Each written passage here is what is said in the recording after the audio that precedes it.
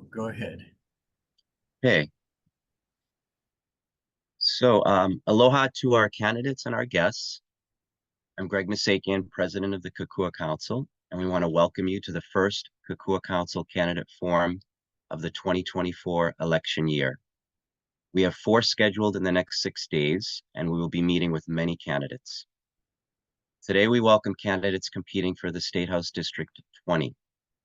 The winner will represent the residents of Leahi, Kahala, Waialae, Kaimuki, and Kapahulu, in addition to all residents of Hawaii. We appreciate your time to be here, and we look forward to hearing from each of you, telling us more about yourselves and your positions on important issues. Lila Mower, the most recent president of the Kokua Council, current president Emerita, and a seasoned moderator for these forums, will moderate today. I introduce Lila Mower, who will begin the candidate forum, and I hand it over to Lila. Thank you.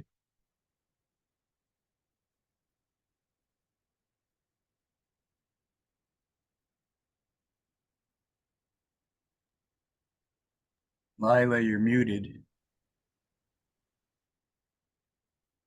Thank you. Aloha and mahalo for joining us. Each question will be asked of every candidate in rotation, so no candidate is always the first to answer. Candidates, please keep your responses limited to up to 2 minutes. You will be muted if you exceed 2 minutes. As we proceed, each question will be read and posted into our chat. This is the first rotation. Please note which candidate you will follow. Kevin Wong is followed by Corrine Solomon, who is followed by James Logue, then Tina Nakata Grandinetti, and John Choi. Now, unless you are recognized to speak, please keep yourself muted. So this is the first question. Candidates, without giving your party affiliation, please tell us about yourself. Kevin, you're first. Thanks, Lila. My name is Kevin Wong. I'm a candidate for House District 20.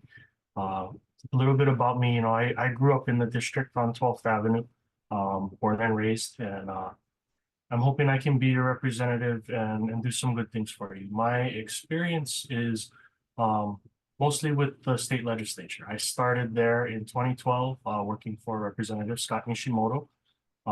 He was the Kapahulu representative at the time, and I spent 7 years there working on a lot of the issues in Kapahulu, but also higher education, finance, judiciary, and the state's Grandinetti projects.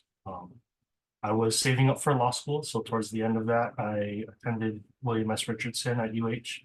And when I graduated and passed the bar, I moved over to the city. I've spent the last 5 years in the mayor's office with a primary focus on all the state legislation that affects the city departments and how they operate, as well as doing some side projects dealing with a lot of federal compliance things with COVID funds, also setting up some boards and commissions, and that's helping to set up the Office of the Economic Revitalization Office.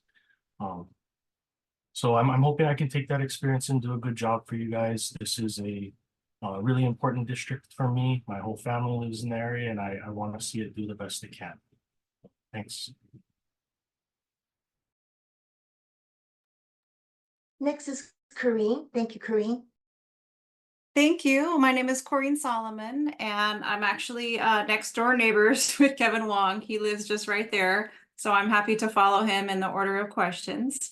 I was born in Japan. My father was an immigrant from Africa, so I'm a first-generation American. Was able to live the American dream through hard work. I grew up in my dad's restaurant, so I have a strong background in small family businesses. And when I got older, I went to college and I pursued a doctoral degree in pharmacology. So I got my start here at Queen's Hospital about 20 years ago as an intern, as a resident, Tripler as an intern. And then I worked in various local hospitals on Oahu. And a lot of my work was creating policies and procedures to start new hospital services. So I've done a lot of work from the ground up. I worked with the Queens Medical Center to start the pharmacy services with their solid organ transplant. So I've done a lot of work that involves building services, working with medical teams, and drafting policies to provide the best patient care. When I had my daughter, I went to part-time, and then around COVID, I fully retired to take care of her. And I enjoyed gardening and working with the school garden, and decided that I needed to do something other than just volunteering with the community. And so I looked into running for office. What really motivated me is my daughter's, she's very shy, and it was hard for her to make friends. And she was able to have two really great friends in preschool and at Waikiki Elementary. And both of them ended up moving to the mainland because their families couldn't afford to live here.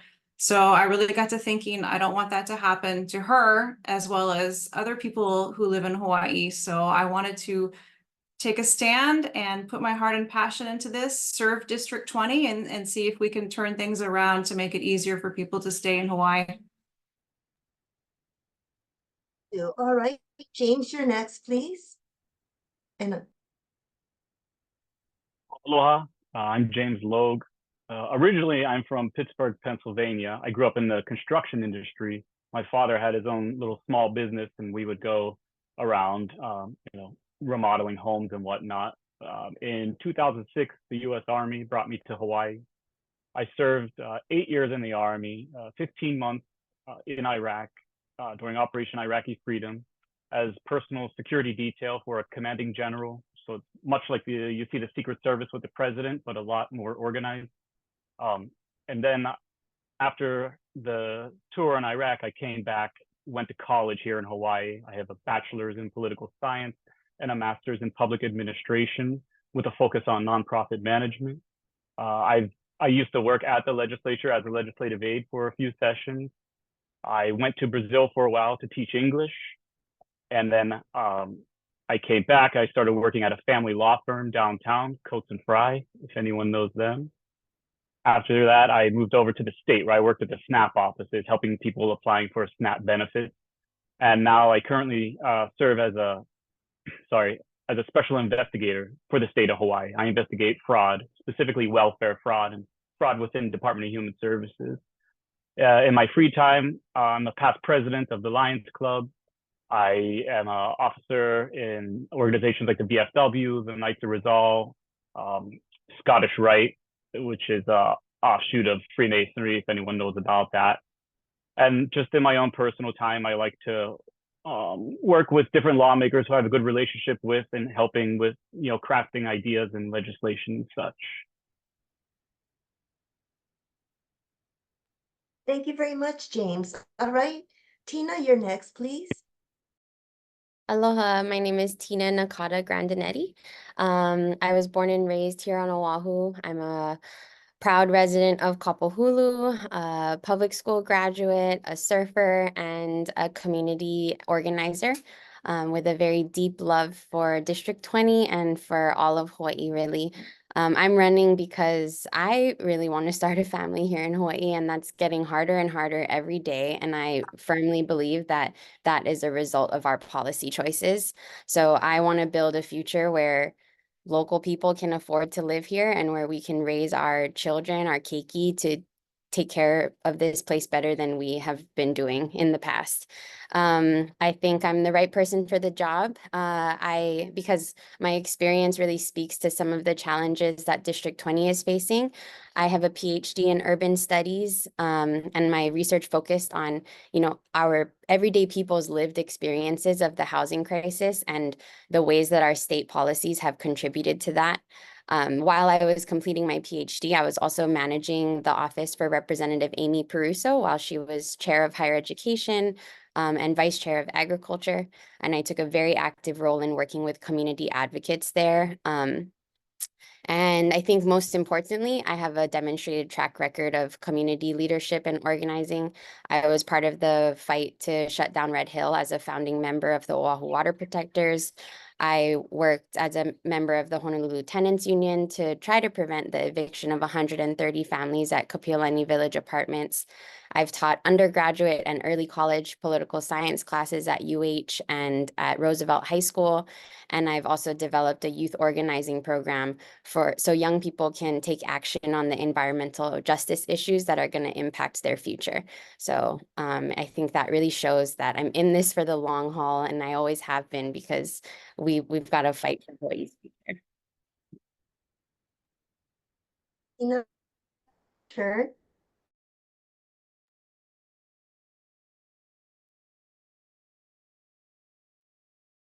Hi, John Choi. I'm a former Deputy Attorney General. I served under Marjorie Bronster and Earl Onzai. I am now a civil trial lawyer. For 25 years, I've been fighting for the people in the courthouse. I've lived 22 consecutive years in Kapahulu, married for 25 years. My children are born and raised in Kapahulu. My oldest attended Kahala Elementary. My youngest attended Waikiki Elementary. My oldest daughter just graduated. The reason I got involved is because I saw the incumbent pushing through a candidate who reflects the same old, same old. And I just couldn't bear to see this opportunity go to waste. I had a hui with my family. They said, go for it. My youngest daughter was concerned it might take time away from her, but I promised that I would make time for her. She's still in high school. I want to take the fight to get big money out of politics and to fundamentally change our election system, clean elections. With that paradigm change, when it occurs, and it will, because there will be enough good legislators elected to office, the people will have a chance. And that's what I'm fighting for. I've been fighting for the last 25 years for the people of Hawaii. And I seek your vote to continue that fight on a much bigger stage at the legislature. John Choi, thank you. Mahalo, John. All right, our next question for the candidates. One of the most pressing issues for the state is the lack of affordable housing. Act 39 increases the capacity for greater density in communities with qualified residential zoning. Does this act address or exacerbate the problem of affordable housing? The first to answer this question will be Corrine. Thank you. Do you have the bill number before it became an act? I think it was Senate Bill 3202. Okay, is that the one that allows the two Ohana units on the property? I want to make sure I'm Yes. speaking to the, okay, yeah. So this actually came up last night. It is a very hot topic. I do believe that one of the reasons we have a lack of affordable housing is because there are too many regulations in building and the cost of living is so high. So Hawaii has the highest amount of regulations in the state when you look at the Wharton Residential Index, which looks at metrics that prohibit the building of affordable housing.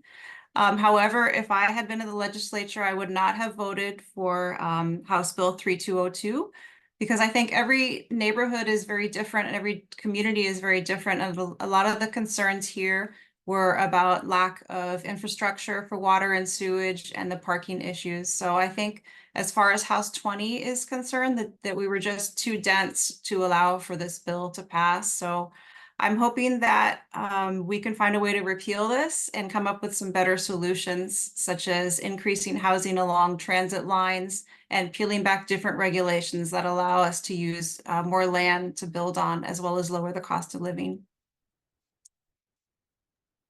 Thank you very much. All right, James, you're next, please. Yeah, so as a member of the Kaimuki Neighborhood Board, we voted unanimously on a resolution to oppose SB 3202 because it really doesn't address the affordable housing issue that people are having. Again, it goes back to, like Corinne said, the regulations. We need to look at what regulations are in place that are, more of a burden on development than having any real positive effect. And there are plenty. And looking at things like tax incentives and other things where the state covers infrastructure upgrade costs, these things will all come together to help lower the cost of construction overall. At this point, if you just add units, wherever in a residential zone, you're just adding to the density, and you're not lowering the cost of housing overall, especially for locals and their families.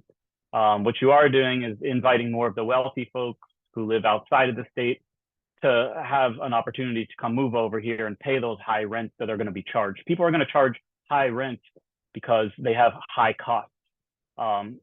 So I think we need to look at, again, the regulations, what the state can do in terms of tax incentives and looking at infrastructure upgrades, and really just trying to come to a consensus on,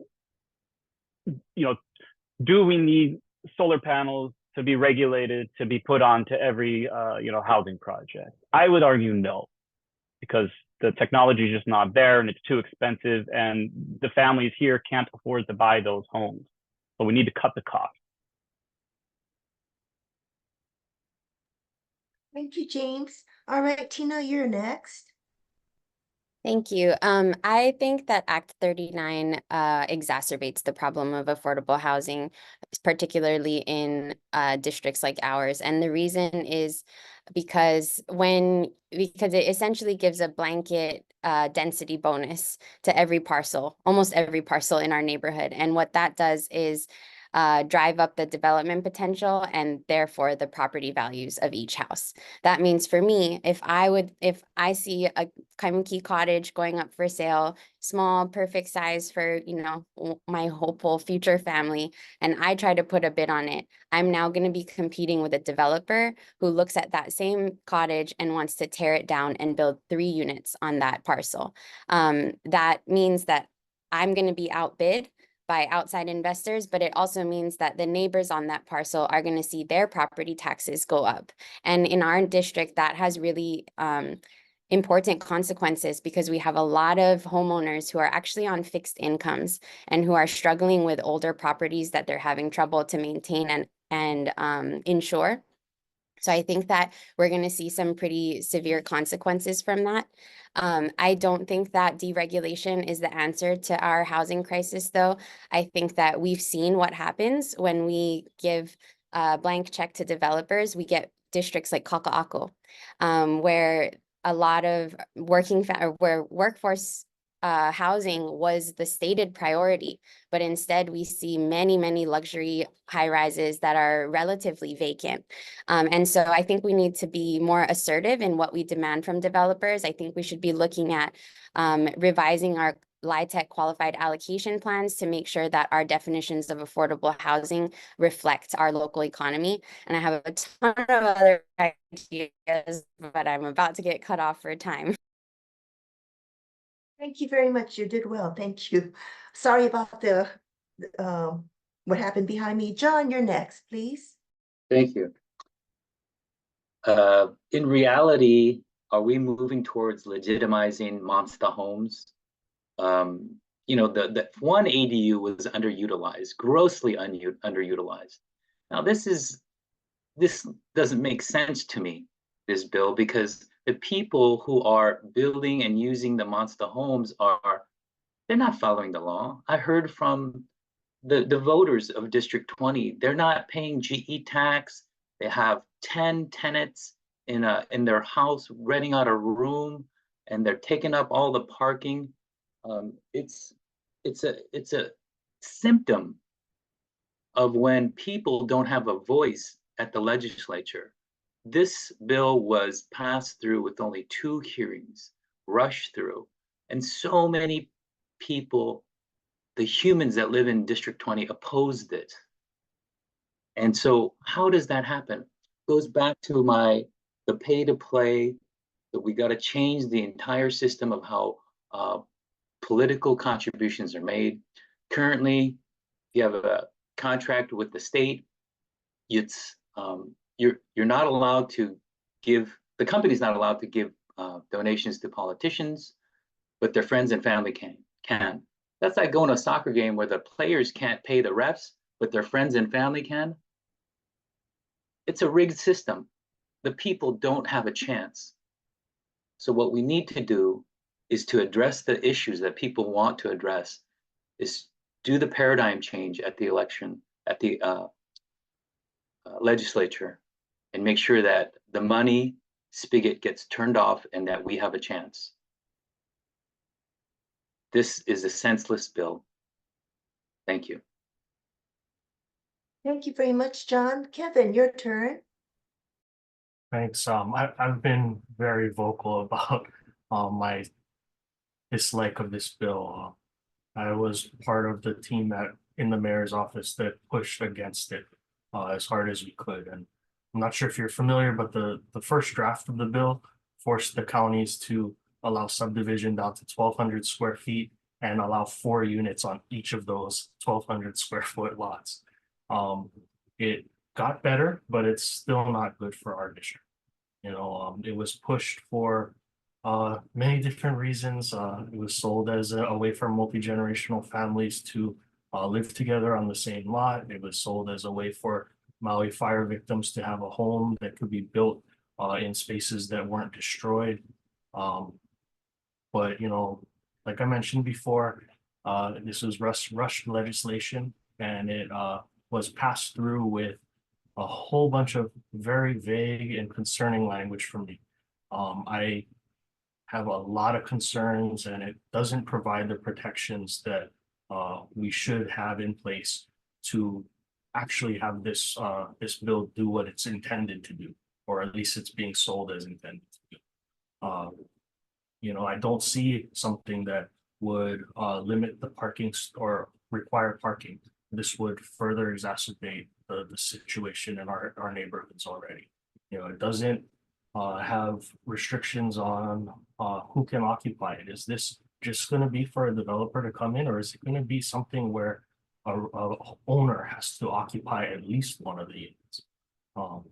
I have a lot of concerns with this, and I do see it as exacerbating the problem, creating situations that can't be undone.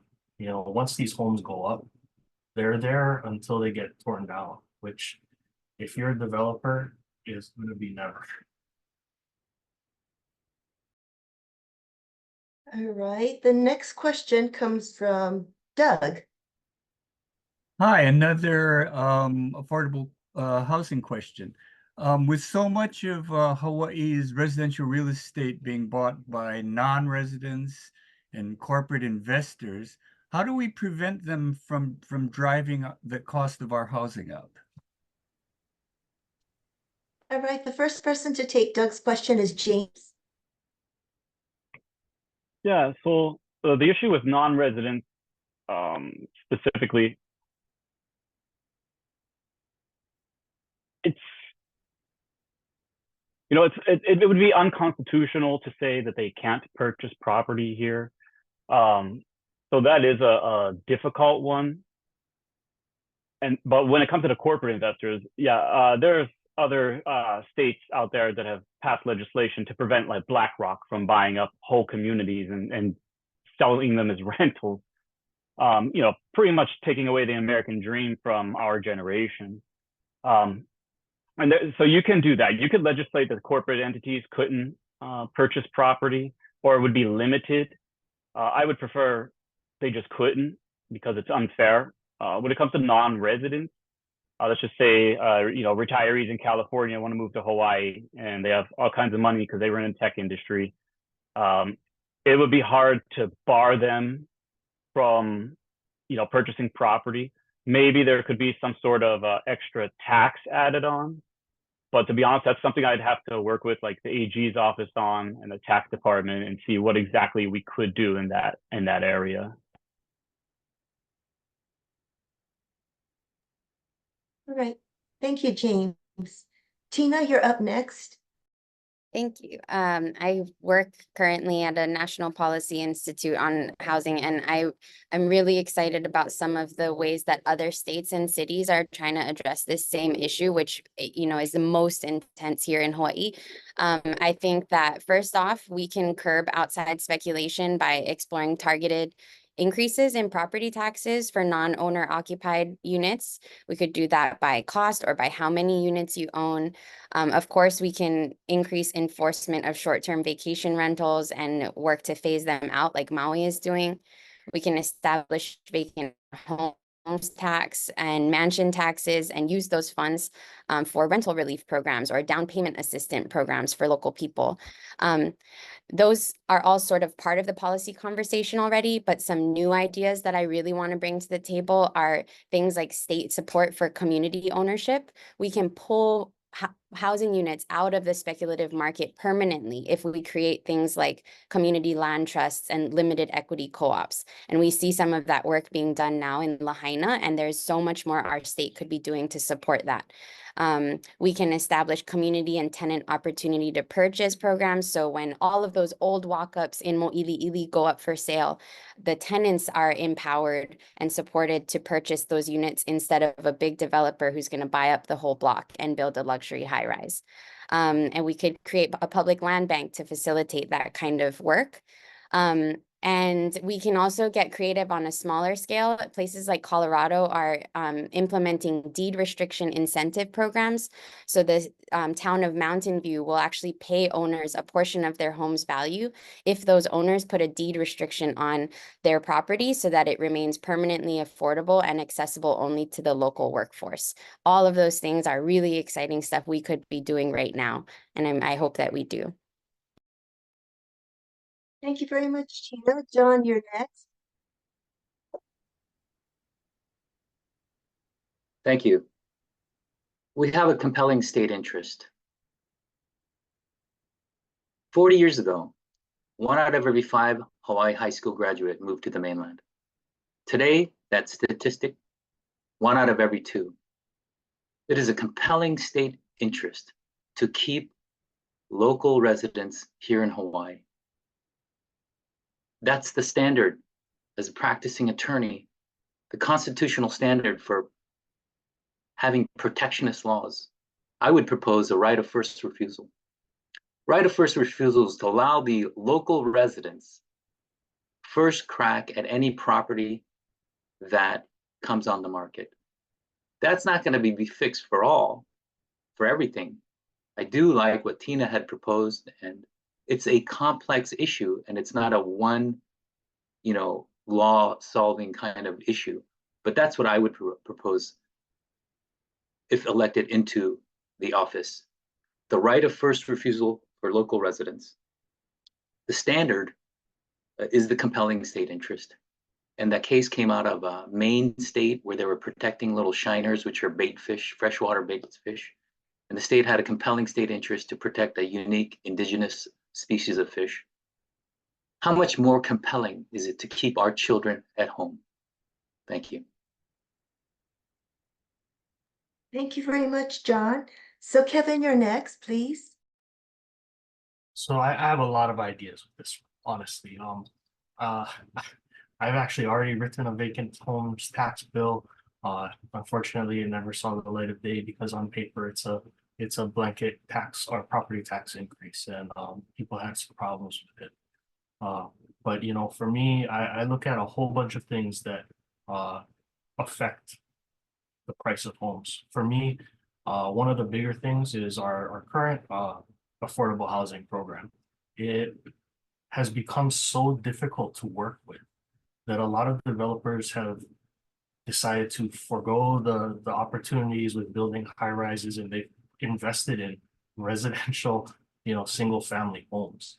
And a lot of that money is going to increase the prices of our lots. It's going to take away opportunities for our local residents. And, without some very complicated changes to prevent private business owners from doing what they want to do, there's only a few things that I can think of that will come to work. And So for me, one of the things that I want to focus on is lifting up residents to the point where they can actually compete.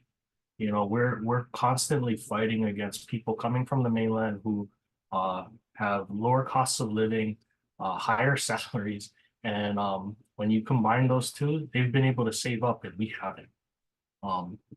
They're getting outbid even when it comes to normal people from outside the state, and that's something that has really caused some problems. You know, I've seen a lot of my friends leave. I'm lucky. The only reason that I can be here for the most part is because I live with my grandparents. My grandparents, my uncle, my cousin, and my brother, all in the same house. And it's frustrating. Sorry. Thank you, Kevin. Corrine, your answer, please. Well, coming from a philosophy of less government is better and government reform is how we dig our way out of this, I would have to say I disagree with a lot of the ideas. I do have some ideas of my own. I've read that it backfires if you raise taxes on homes of people who come here from outside. And you have to keep in mind that the people who are coming from outside usually can afford to pay those taxes. So it's not that big of a deal for them. And if they can't, they're going to sell that property to somebody else. There was a House minority bill last year that didn't make it through that I would support, and that increased the tax-free amount you could add to your down payment savings account. So I like that idea. I honestly do think we need to peel back some of the reforms. I think that requiring the certain amount of units to be affordable housing, the developers that I've talked to say it's just not tenable, that has to be lowered. So I think we do, even though I'm not a corporation person and I'm for the people, I think we do have to listen to their side of the story and try and work with them to get make it easier for them to develop. And I also think we need to really look at the zoning and give up some of the land and use it for residential building. I think it's going to take some drastic measures. We are in a crisis, and I think we have to kind of shift about how we look at doing things.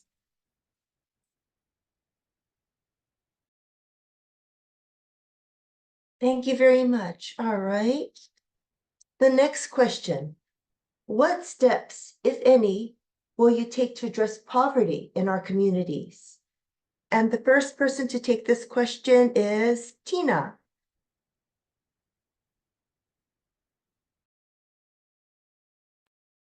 That's a big question. I think first off, Hawaii has a regressive tax system, which means our lowest income residents pay the highest proportion of their income in taxes. And I would really want to work towards reversing that. I think that the people who are struggling the most deserve more money more cash in their pockets, and there are people who are doing relatively well in Hawaii, and we should invite them to pay their fair share towards the common good. I also think that, you know, we have consistently decreased funding to our social welfare net, and this is not just true of Hawaii, but across the entire country. And I think that that's something that we really need to collectively decide. We see how hard people are struggling. I think like 60% of Hawaii families are struggling to get by. And for extremely low income people, it's impossible. It impacts your health outcomes, your educational outcomes. It has far-reaching impacts for our community. So we need to collectively come together and make significant impacts in building a more robust social welfare system. We need to help working families access early childcare education, expand access to Medicare. And I understand that all of that costs money, but we spend money on a lot of things. And it's an illusion that it's a zero-sum game. You know, we have this dangerous pattern of investing so little in these programs that even doubling them makes a relatively small impact on our overall budget, but would have immediate and positive impacts on the everyday lives of low-income people. Thank you, Tina. All right, John, you're next. Thank you. We have to end the cycle. We've seen other places do it. And what they started with is exceptional education, because that's our future. Look at the models across the world, the countries that were destroyed by war, and now their education is in the top 3 internationally. How did they do that? They had good people in office who realized everything is a long view. We have to plan 20, 50, 75, 100 years out. We can make Hawaii #1 in education, not 49th, not 50th. This has been a banana republic where the plantation mentality has dominated between the haves and have-nots. We need to end that cycle. I was in Maui and a lawyer named Pili, he told me, we still live in the plantation system. And I said, what do you mean? I don't see any plantations. And he said to me, John, who owns the hotels and who works in them and what color are their skin? We must demand that the corporations that profit in Hawaii pay their fair share of taxes.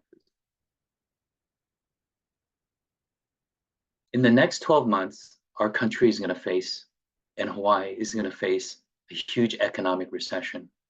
We have to prepare now and start planning for relief bills, kind of like how we did during COVID. And the people who have the least should be afforded relief. It's coming. All the signs are there with the Japan crisis and other fiscal policies internationally. We need to prepare now. Thank you. Thank you, John. Kevin, you're next.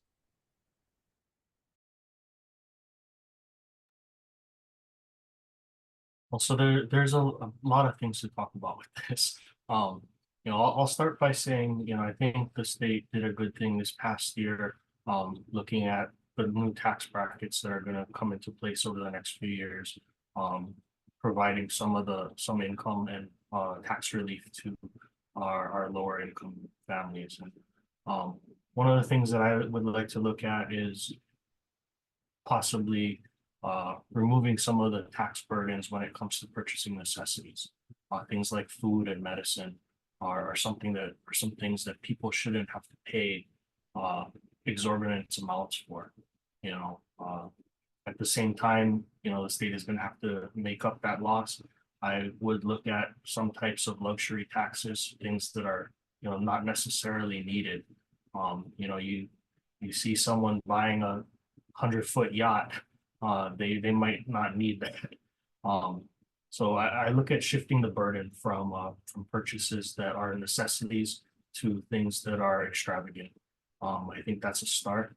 And you know, when it comes to this issue, like I said before, my goal is to lift local residents up. We've been in a situation where our jobs are underpaid compared to other places. You know, the prevailing wage for so many of our jobs here is much higher everywhere else. And I think we're going to continue to lose people to the mainland if we don't do something about it. So those are the kind of things that I want to start with. Again, I don't want to get into another topic because it'll take a whole nother 2 minutes, but I look forward to being able to work on things like that. Thank you, Kevin. Corrine, you're next. Thank you. So I think we need to look at things we can do immediately and things we can do to help people of Hawaii in the long run. And immediately, I think we need to keep working to lower taxes. I think we need to look at a flat tax rate.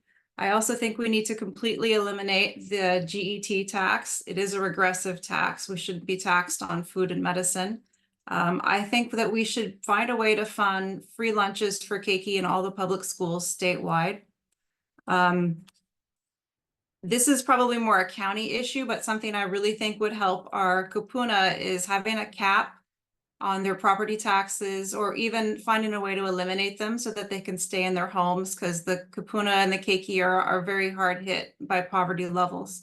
And then for the long term, I think we really need to invest in diversifying our economy so that people can grow up and stay here and add back to our economy. So we need to invest in STEM in the schools, and we need to invest in the tech industry and find a way for people to stay. And when we have people who can stay here in Hawaii, they're going to add back into that tax system. So we have to worry less about getting less revenue from the cuts that we're making to help in the immediate term.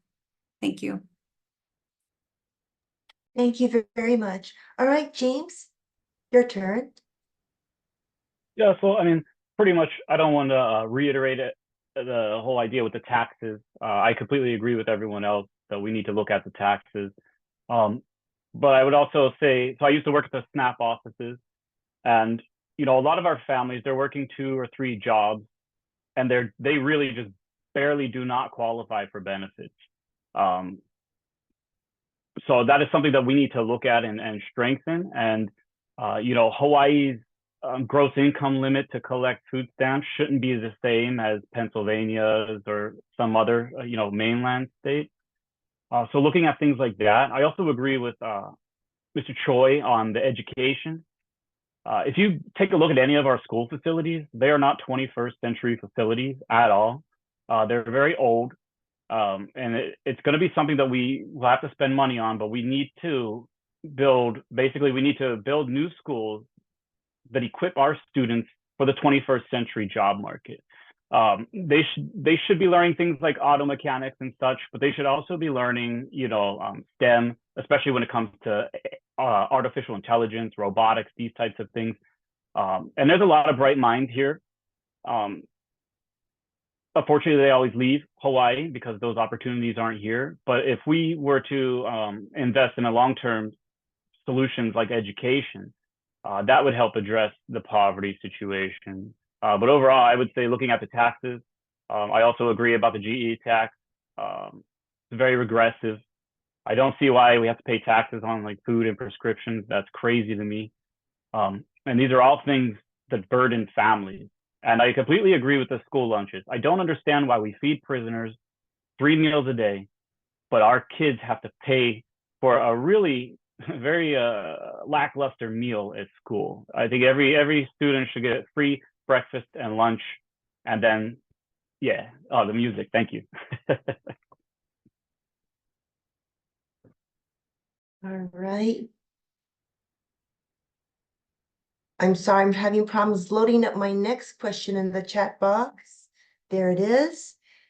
This is another large question. What steps, if any, will you take to imbue ethics and address corruption in our legislature? And the first to take this question would be Tina. Oh, I think it's my turn. Is it? Yeah, it's my turn. No, I think, let's see now, the last one to speak was James. So forgive me. Let me see. No, it would be Tina, I believe. I think sorry. it is. I think it is John. Yeah, Tina went first last time.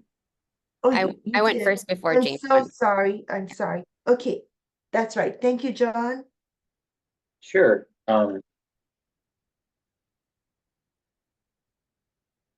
Last legislative session, we had 2 golden opportunities to shift the paradigm at the legislature. Clean elections. Clean elections where the incumbent and any challenger would get the same set of money provided by the government. Right now, the advantage the incumbent has, nobody wants to run against the incumbent. Nobody in Hawaii wants to waste their time or money doing that. But with the Clean Elections Bill passed, and it died last year, we got to make sure that we don't give up and keep supporting that bill. What it will do is, right now our system is raise as much as you can, spend as much as you can, and then when you get in the office, what? Stop spending and stop raising? No, we need to train legislators to have a set amount of the government, the people's money. Everyone is on the same level playing field, and you be smart with that money, be wise with that money, make your dollars stretch. And then when you get elected, you're right into it with the same mindset. You're very thoughtful with the people's money. That's what the system we need. The second one is the pay to play. I talked about it in the soccer game analysis. It's a rigged system right now. The pay to play, I don't know if you've read the Civil Beat article, scathing conjunction with the New York Times, Stanford University, the amounts of money, which is all still legal, that have come in through the employees, family, and friends of companies that have contracts with the state. I'm talking millions and millions of dollars that have gone to our elected officials. We have no chance as a people on any issue when that is the current system. Thank you. Thank you, John. Kevin, you're next, please. Thanks. So, for me, I really admire some of the steps that have been taken in the last few years. There's a whole bunch of things that are set to come into effect beginning of this next year. I guess I'll start by saying I'd like to see how those work out before you make changes to those. I understand the concerns from a lot of people. It's really a shame when there's a few bad eggs that kind of spoil it for everybody. And as for myself, my commitment is to our residents here. And I've urged voters to hold me accountable for that if they feel like I'm doing something wrong ever. To me, similar to term limits, I think the voters ultimately have the decision. If you don't like what people are doing, it's your power, your authority to not vote for them. When it comes to the ethics, I think there's a lot of things that we can do to be a little more transparent. I think though there's a delicate balance between the most transparency that I think a lot of people would like, but also the time it takes to actually get something done. Unfortunately, things like procurement is one of the biggest transparency efforts out there to make sure that taxpayer money isn't being spent silly, and to make sure that the bid process is open to everybody, that no one receives an unfair advantage. But also at the same time, it makes those contracts take a very long time to come into effect. And a lot of times residents are the ones that suffer when that happens. So I'm very open to looking at a lot of things. I just think we have to be conscious of it and evaluate well before making sense. Thank you, Kevin. Corrine, you're next, please. Thank you. I agree with Kevin. I think we need to not move too fast on some things and give the changes that we've implemented time to percolate and see what else we need to have done.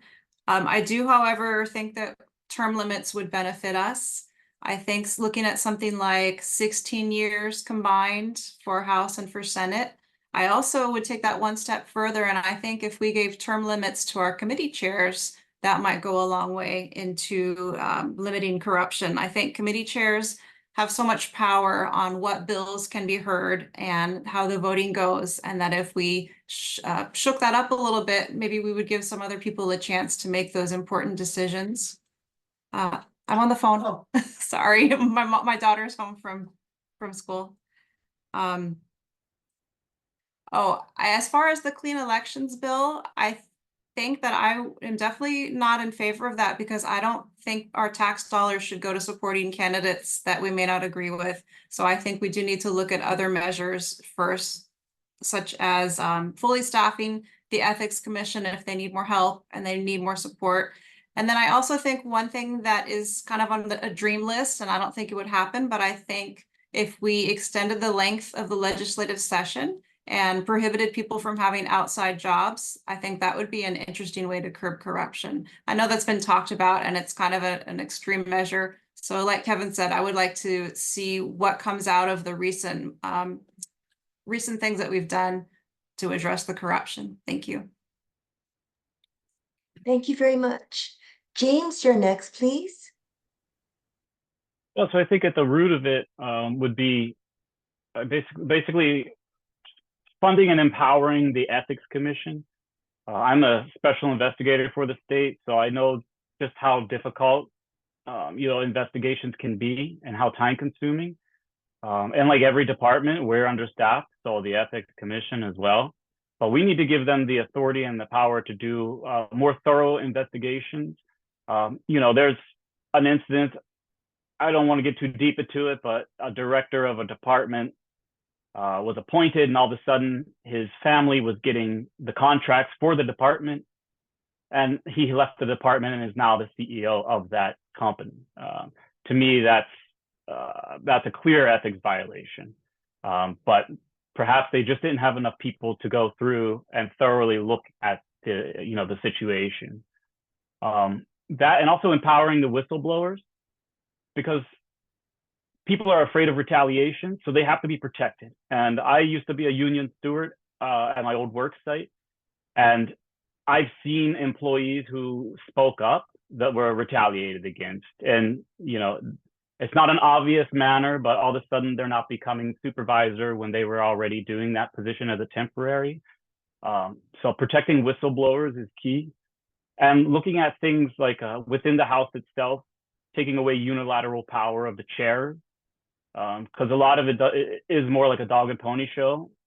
They make the decision of what they're going to do with the bill, generally behind the closed doors, and then they come out and have the meeting. And they do take public input, maybe amend something here or there, but they already know if they're going to pass the bill through or not. And to me, I serve on the neighborhood board, and we have to abide by the Sunshine Law. I think lawmakers should also have to abide by the Sunshine Law, and then term limits. Thank you very much, James. All right, Tina, it's your turn. Thank you. Thanks. I think I'm in pretty strong alignment with James here. I think we really need to get money out of politics and start building back trust in our public institutions. Honestly, what we've experienced is civic trauma. We've had our trust broken so many times, whether it's through the violation of existing laws or just this culture of corruption that is actually legal. I support comprehensive public financing of elections. I think that would level the playing field for candidates and allow our candidate pool to better reflect the diversity of our communities. And it would obviously also limit the influence of big donors and special interest groups. I strongly support ending pay-to-play donations by closing loopholes in the existing laws, so that not just owners, but officers, family members, and employees of companies that are vying for government contracts can't donate from political campaigns. And I think we should establish significant penalties for violators. I think we should revisit the 2022 report by the Commission to improve standards of conduct. They worked really hard, and yet not many of their recommendations have been implemented or seriously considered. And then I really strongly also believe, and this would be work to be done within the legislature's internal rules in limiting the power of committee chairs. Right now, they have unilateral power over whether a bill lives or dies because they get to schedule hearings. And I think we can experiment with agenda setting in a more democratic way, or maybe kind of like rotating who gets to set the agendas within a committee or taking a vote, so that every member of the legislature has a voice, and by extension, every constituent has a stronger voice in the legislature.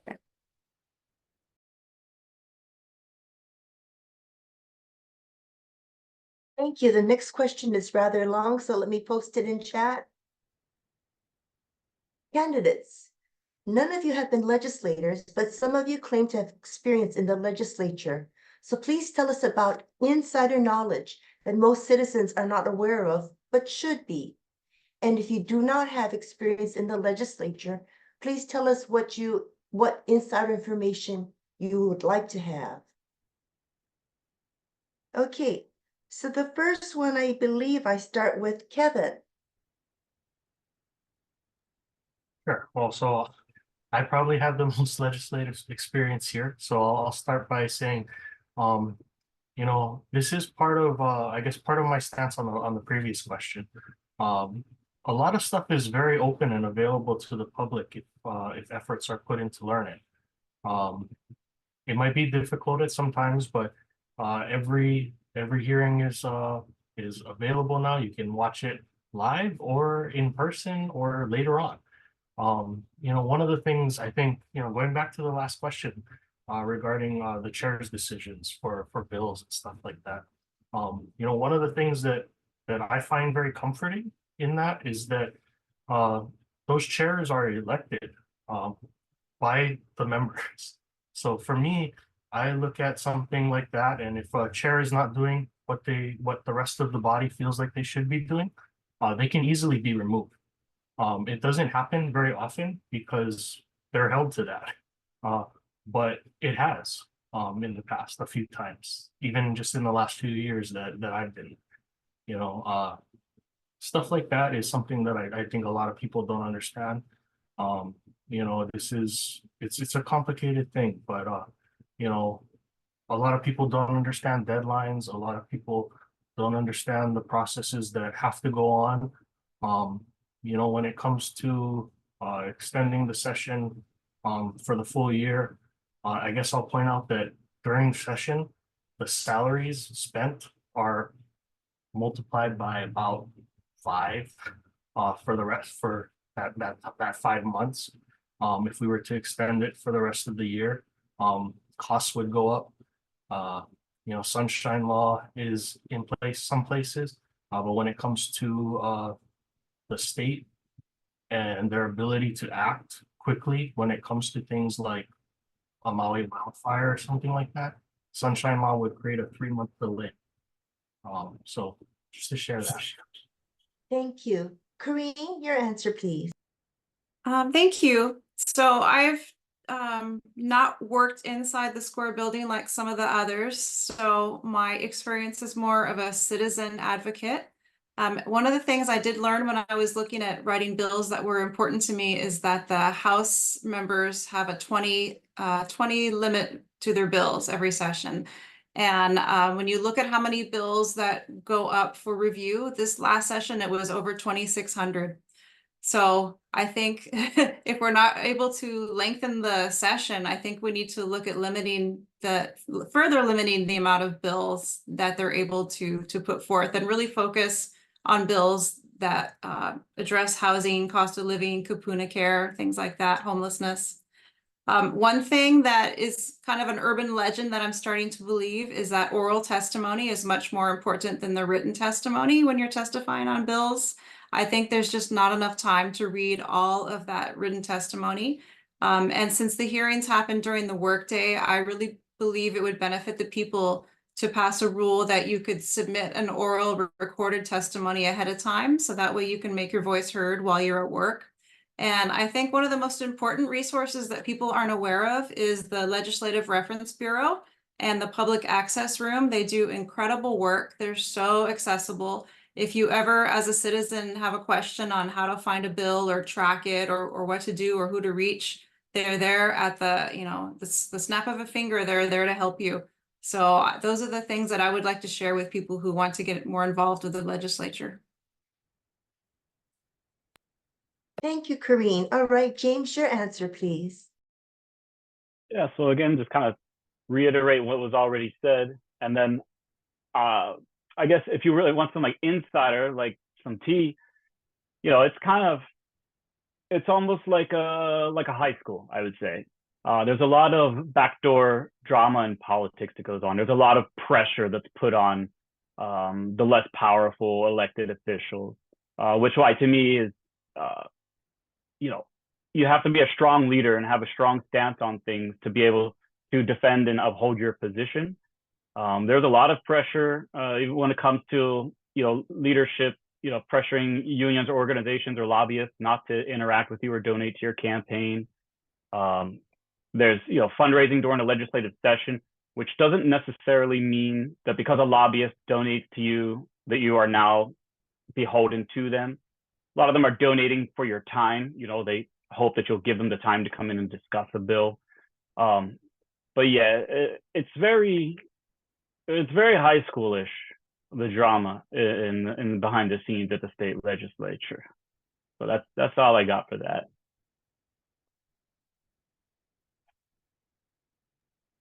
Thank you very much. All right, Tina, your answer, please. Thank you. My experience, I think, I've managed the office for a representative and chair of a committee. But I've also had a lot of experience at the legislature as a community organizer and a community advocate. And I think I'm going to be answering sort of with that hat on. And the tea I would like to spill is that I think it's a myth that our community is not engaged at the legislature. And I think it's a myth that serves the status quo. We have so many people who show up to testify, who work with legislators to introduce bills, rally testimony from their community members. We can have hundreds of articles of testimony. And it's a question of whether our legislators are responsive to that. And I do want to emphasize that many really helpful and important bills die without a hearing. And I've been on the opposite end where I've been trying to mobilize our community to request a hearing from a chair. And I know that people send, even before official testimony, send hundreds of emails to a chair just requesting the opportunity to hear the bill and have public input and conversation on it. I think that really needs to change. And I think our community should feel empowered and proud of the work that we're doing to try to influence our legislators. And that just points to the importance of these reforms around ethics and campaign contributions, so that our democratic process is respected. And I really love the idea of pre-recorded oral testimony because it's so true, you know.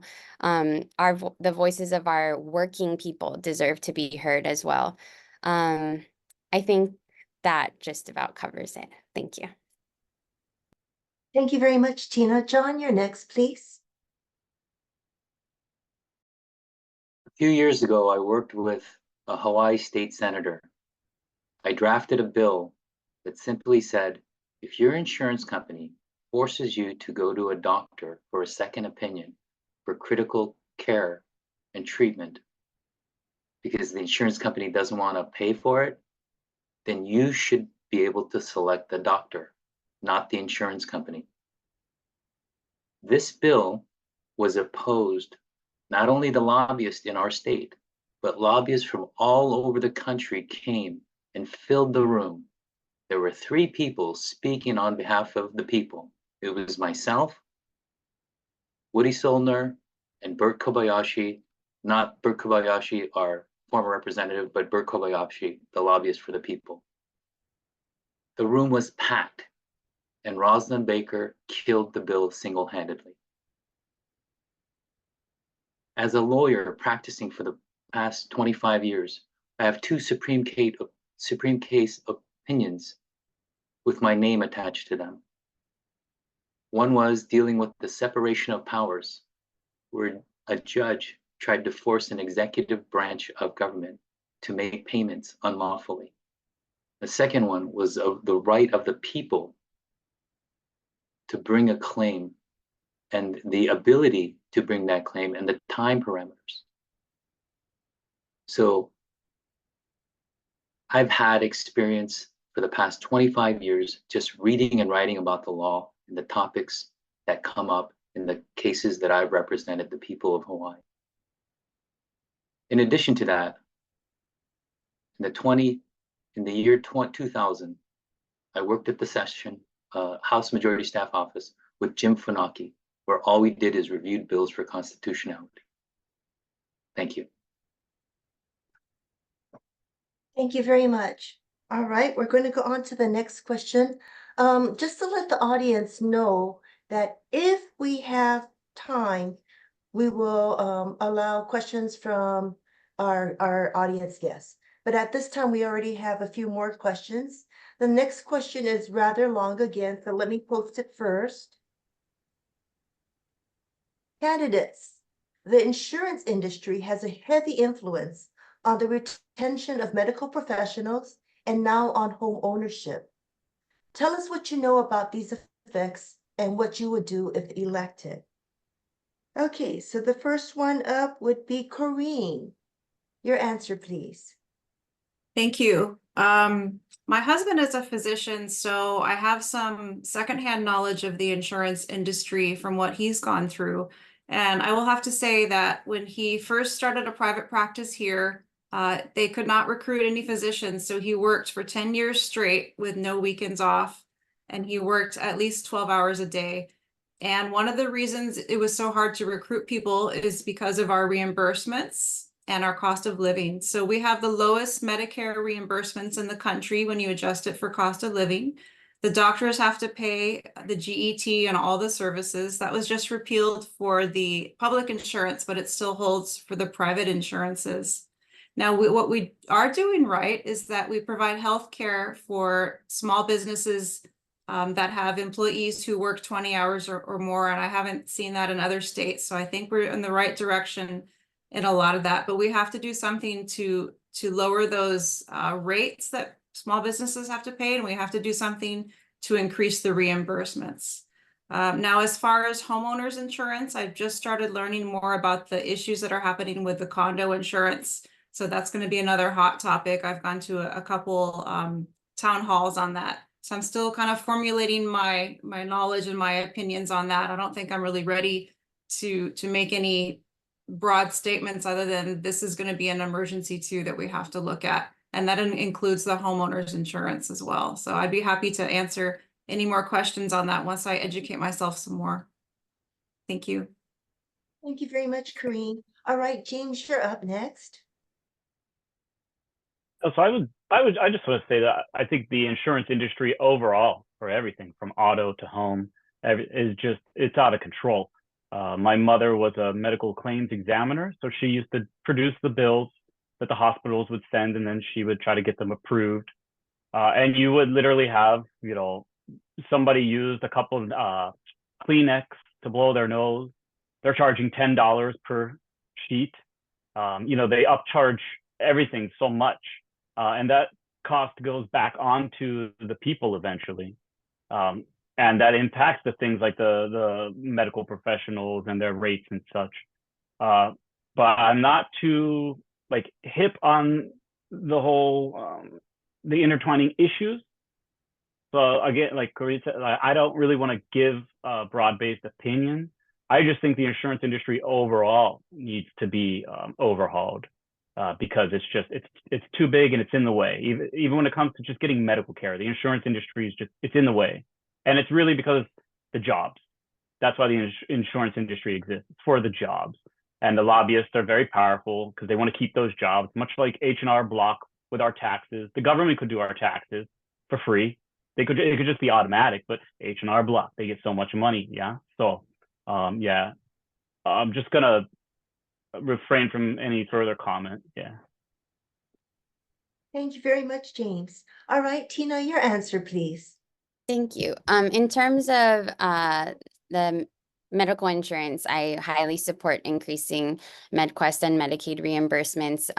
When I was working for the representative for Waihoa, we talked with Waihoa General Hospital, which is on the verge of shutting down. And they said that was one of the main reasons, because they're a community health center that serves, low-income people. In the longer term, I would also like to see our state follow Colorado's lead and take back administration of Medicaid from the insurance companies, which we used to do, and then use those administrative savings to fill in other gaps in our health system. Maybe look at the creation of cooperative health systems like the ones in Minnesota and Seattle. In terms of property insurance and condo insurance, in the short term, we should take immediate action to stabilize our insurance market. We can require that insurers base rent rate increases on actual data rather than the perception of risk. We should look to states like California and Kentucky, which are requiring insurance companies to give discounted rates to homeowners or property owners that are investing in making their homes more resilient against natural disasters. And I think we have to start considering a high-risk state-backed pool, which is not ideal, but necessary to tide us over. But ultimately, the condo insurance problem, the property insurance problem is a climate problem. And so this is where in the long term, we need to be working with our congressional delegation to get the federal government to address insurance market regulation, but more here at home, we need to seriously reassess our planning, our permitting, and our infrastructure requirements to reflect our changing climate reality. We have so many condos that are being built without accounting for these massive changes that are happening. Thank you, Tina. John, you're up, please. Thank you. In my 25-year career, I have built a reputation with the insurance companies because I sue them. My landmark case, Mr. Sugimoto, a retired school teacher, been paying insurance for over 20 years. His first claim that he made, and they refused to pay him. They refused to look at his medical records. They refused to evaluate the case. For 6 years, they refused to pay him. This was stemmed from him driving one morning to meet his McDonald's coffee group. And somebody who'd been taking drugs all night at 8:30 in the morning fell asleep at the wheel and slammed head on into him. And when he didn't have enough insurance, Mr. Sugimoto looked to his own insurance, Farmers. Now, this is all public record. After 6 years, the jury told him, you know what? Farmers has to pay you not only the insurance they owe you, but we're going to make them pay $4.8 million more. Now, did Mr. Sugimoto see any of that money? Farmers appealed.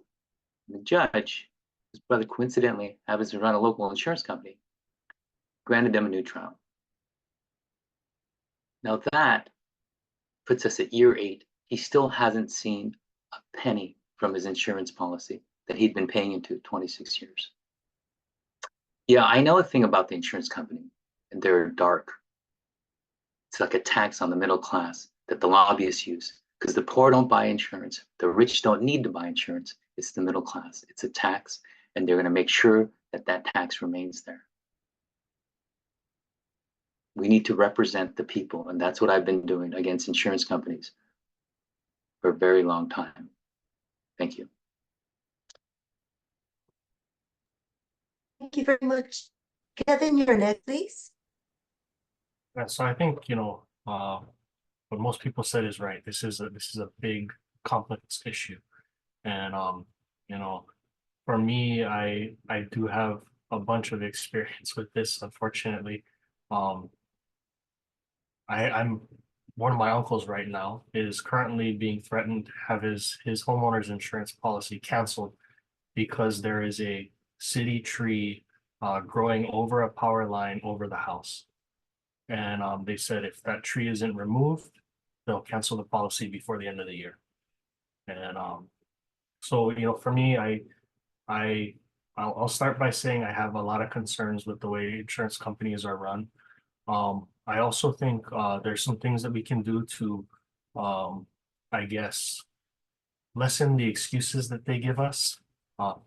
We've been doing a lot of stuff to not maintain properties, especially our condos and stuff. They don't have sprinklers, a lot of them. There's so many things that have gone, so many maintenance items that have gone deferred over the years. And I think part of that is the cost of materials, it's the cost of construction. I think we need to look at stuff like that, because currently with inflation, even if you are lucky enough to be covered, you're probably underinsured. If you do get a payout, it's not going to meet the costs that you need to actually rebuild or make you whole. So I think there's a lot of things that need to be looked at there, and I'm open to exploring all the options, because this is going to be a huge thing, especially in the next few years. Thank you very much. All right, Doug, the next question is yours. Okay, quick question and kind of off the usual track here. Ceded lands. The ceded lands issue came up, use of ceded lands came up during the Mauna Kea TMT issue, but now it surfaces as a controversy about whether 6,000 acres of the military lands here, Kahuku, Kawailoa-Poamoho, and Makua has come up What is your position on the renewal of these military leases? All right, first question goes to, I believe it goes to Kareem. I think I answered. Oh, yeah. Oh, am I wrong? I think it's me. All right, I'm sorry, go ahead, please. Okay, so I am personally opposed to the renewal of the military leases in Kahuku, Kawailoa-Poamoho, and Makua. I've been heavily involved in sort of getting our community prepared for the decision-making process coming up ahead. But, you know, on a professional level, I think that it should be the community's decision, the communities adjacent to those military lands that weighs in the most on this issue. But ultimately, so I worked for the representative for Wahiawa, and one of those parcels is in one of those training areas. It was in our district, so we got to visit it. It hasn't been used for active live fire training for decades, and it won't be. I think a real problem with the lease renewals and the military's position is that part of the reason they don't want to return the lands is because they don't want to have to clean them up. And to be clear, they have paid $1 for these leases for 69 years. And while we're paying exorbitant rates for our living, for our cost of housing, to just have a roof over our heads, and this is a huge injustice. So whatever decision comes out of intense community input and participatory decision making, I think we need to really be firm about the need for the military to rehabilitate and clean up the lands that it has contaminated, and that our state shouldn't have to foot the bill for any of it because they enjoyed use of those lands for free. They owe it to us financially, but also just ethically, because that's sacred aina, that's unceded land for Native Hawaiian. Yeah. All right, I hope I have this correct. I think, John, you're next. Thank you. What are ceded lands? 1.8 million acres. In 1898, the monarchy transferred that land to the United States for the benefit of the Hawaiian people. There was never full agreement. That land was set aside for the people. We should charge the military fair market value lease. Use those funds to benefit the people of Hawaii. Alaska has its oil. We have our sunshine and our land is limited. The money received from fair market lease from the United States government should be used for our education and should be given to the people of Hawaii with a focus on Native Hawaiians, some who have waited so long and have died waiting for their homes. There was that huge case last year where $300 million were given back to the people who are on those waiting lists. Time is our enemy. We need to act now, and we need to act fast. Make the USA pay their fair share. That's it. For the benefit of the people of Hawaii. Thank you. Thank you very much, John. All right, Kevin, I think you're next. Yeah, so I have a lot of concerns with it. I think most of my concerns are similar to Tina's. I think the way the land has been treated over the last, all of those decades is a concern for me. I think it goes back to what those neighborhoods think is best for them. But at the same time, I do see it as a revenue source, not necessarily from the leases, but from the residents that are brought in there, and then the use that comes out of that land. But it's not okay for them the military to just use the lands as they see fit, without any repercussions. That's something that as a Hawaiian myself, I feel very strongly about. But it's also part of my understanding is that there is a portion of it that they are supposed to maintain the land, and I think a bunch of that is enforcement. So I would really like to look at these, but I think like it should be up to the residents in those areas to make the final call. Thank you very much. Corrine, I think it's your turn now. Thank you. Thank you. Sorry about the confusion. I think everybody is on the same page with this. We just have a little bit different ways of expressing it. I come from a military family. My dad was Air Force. My grandfather was Navy. But I think that the military has to be a good neighbor. And the fact that we have poison land here just breaks my heart. And I honestly think that I would have to defer to the people who are affected by these areas, and also defer to the Native Hawaiians, because we're all guests here, including the military. And if that community is really against keeping those leases, then I would have to fully support that. Thank you. Thank you very much. And then James, your response, please. Yeah, again, I think we're all on the same page pretty much. I used to be stationed at Schofield. I was in military police, so I used to patrol Schofield, Fort Shafter, and other Army-owned property. And there's a lot of property that really is just sitting vacant. They're not doing anything with it. They just hold it just because. I think in today's environment, our technology is so advanced that I think we should really look at like scaling down. And I think that the military itself, if they're not actively using lands that they are leasing, then there should be some sort of deal where we can cut that land out. Because even if you look at something like the landfill, struggling to find where to put a new landfill. We need a new landfill. That's just a fact. And if you look at like housing, we need housing.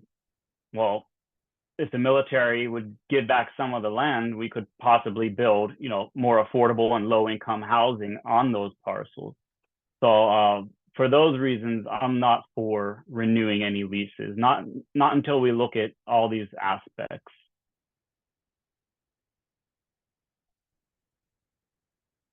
Thank you very much, James. All right, so we're nearing our 1 o'clock deadline. I'd like to give each candidate an opportunity to provide a closing statement, and then they will be followed by Kokua Council President Greg Misakian. So I believe, and I hope I'm not wrong, that John, you'd be the first to provide a closing statement. Thank you. As a candidate who has lived in Kampahulu for 22 consecutive years, been with my wife for 29 years, we have 2 children born and raised in our district. I'm intimately familiar with the struggles of raising a family, the joys and the struggles. I'm also a business owner. We opened our law practice in 2005. And I will continue working as a lawyer. All my trials will be set in October, November, December. The legislature runs from January to May. And I've spoken with legislators who are lawyers and also very effective and powerful legislators. I've done my homework. It can be done. Weekends, I'm more than happy to put in the extra time. The people need a fighter. These are perilous times. We can't continue electing the same old type of people. We'll just toe the party line. I love the Democratic Party, but at the same time, I feel They fail the people, locally and on a national level, in many aspects. I will go in there, continue my fight on behalf of the people, like I've been doing for the past 25 years in the courtroom. I want my children to come back to a vibrant economy where they can get a job, pay affordable rents, save up, buy a house, like we did. We can't leave them anything less. I have a daughter that's going to college next year and one shortly thereafter. I'm fighting for them. Thank you.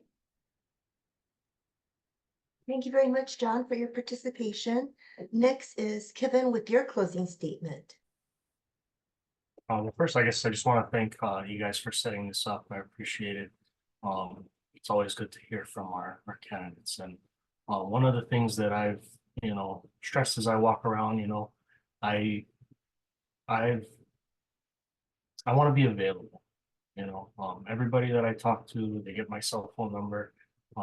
I've encouraged them to reach out and communicate, and that's part of why I've been successful in my job now. My job is to communicate and work out differences when it comes to policy and legislation, and I'm hoping I get the opportunity to do that for my home, and this is not a decision I took lightly. I understand the issues in this neighborhood because of my work in Kapahulu with the representative for 7 years, growing up just above that on 12th Avenue, living on 22nd with my grandparents now. This is an area that I'm intimately knowledgeable of, and I think with the experience that I have, I'll be able to navigate the political atmosphere and do some really good for our residents. My plan is to hit the ground running if I'm lucky enough to be elected, and get to work on a lot of these issues that I've known for years and are difficult. But one of the things that I think has been really useful for me is being part of that process, where I can see the hiccups and bumps along the way that can be smoothed out to create better government for people. With that, thank you. Thank you, Kevin. All right, Corrine, I believe you're next. Thank you. Thank you all for the opportunity to have this forum. Every time we do this is my second one now. I learned so much from the experience and the background of all the other candidates. And it really shows me that we can have unity and bipartisanship and work together and share all these new ideas. So I'm looking forward to hopefully getting more elected officials into office that are open to this kind of discourse. I will have to say I'm a mom, I'm a retired pharmacist. I'm not a government official or anything. I would go into this as a citizen advocate and a citizen legislator, not for the long term, but just to do whatever good I can for the community. And part of my pledge on that is that if I am elected, I'm going to donate 20% of my salary back to the community. So again, thank you all for doing this. And you guys have great questions and great answers. I look forward to doing this again. Oh, one more thing. I am opening up my district to a friendly challenge. I would like to see District 20 have the highest voter turnout in the state and on the island. So if you're watching and you're from District 20, please encourage everybody that you know to vote. Doesn't have to be for me, just vote for the person that you think is best for the job, and let's really get that voter turnout up. Thank you. Thank you very much, Corrine. Excuse me. James, you're next. Yeah, I want to thank you for putting this on for us and allowing us to meet constituents who may not have had the chance to see the other forums. I'm running because I just don't like the way that I see the state of Hawaii is progressing. I came to Hawaii in 2006, and it was, the homeless situation wasn't as large. And then I've just seen it grow over the years. And then my experience with the legislature, I saw how they were kicking the can down the road on all these issues that are now hitting us. So I ran in the last election in 2022, not because I don't like the current representative, But I just feel like we needed new ideas, and we need elected officials who are stronger on their stances, who won't bow down and won't cave into pressures. Of course, you have to be willing to work and compromise. That's diplomacy. And when I have a 1-year-old son.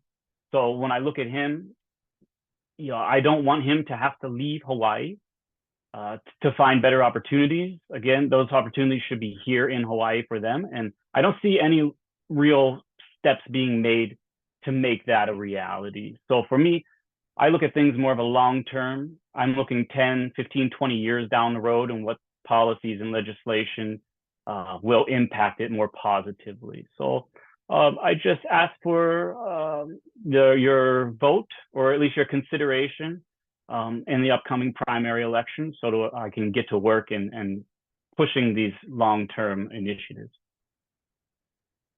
Thank you very much, James. And Tina, your closing statement, please. Thank you so much for having us. I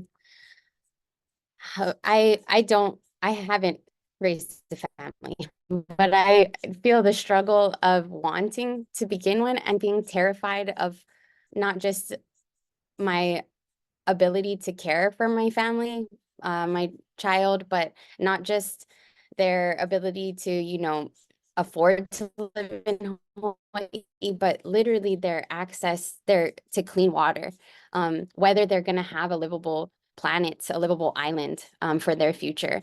And so for me, my decision to run is really rooted in that. We are not doing a good job at leaving a Hawaii that is livable for our next generation.